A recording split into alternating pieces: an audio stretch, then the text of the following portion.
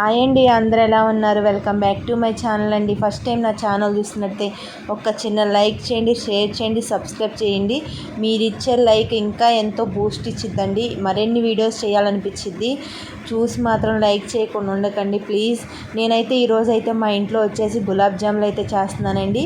First time అండి నేనైతే గులాబ్ జాములు చేయటం. నేను ఎప్పుడు చేయలేదు.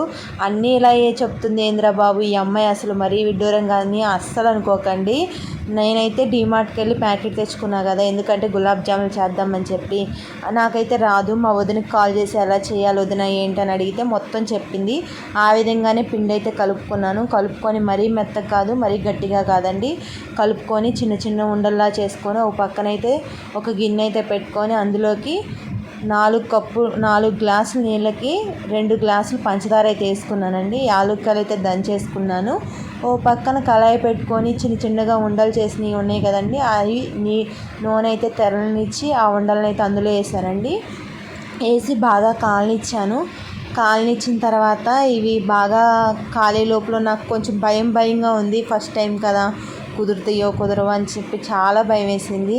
అయితే ఇవైతే బాగా ఎర్రగా వచ్చిందా కుండినిచ్చి బాగా ఎర్రగా వచ్చిన తర్వాత ఆ పంచదార నీళ్ళు ఉన్నాయి కదండి, ఆ పంచదార పాకంలోకి అయితే ఈ గులాబ్ జాములు అయితే వేసానండి.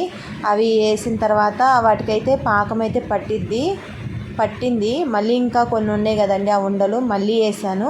2 సార్లుగా వేసుకున్నానండి, ఎందుకంటే ఫస్ట్ టైం కదా చేసేది, పాడవుతుందేమోనని భయంతో 2 సార్లుగా అయితే వేసుకొని ఈ ఉండలను కూడా ఆ పంచదార పాకంలో అయితే వేసాను. నిజం చెప్తున్నాను, ఫస్ట్ టైం చేసినా సరే చాలా బాగా కుదిరినాయండి. ఎలా వస్తాయో ఏంటో అని భయపడ్డాను.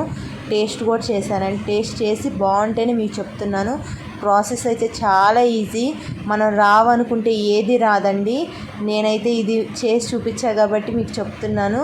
గులాబ్ జాములు అయితే చాలా టేస్టీగా ఉన్నాయండి. నా వీడియోస్ కన్నా నచ్చితే లైక్ చేయండి అబ్బా ప్లీజ్, సపోర్ట్ చేయండి.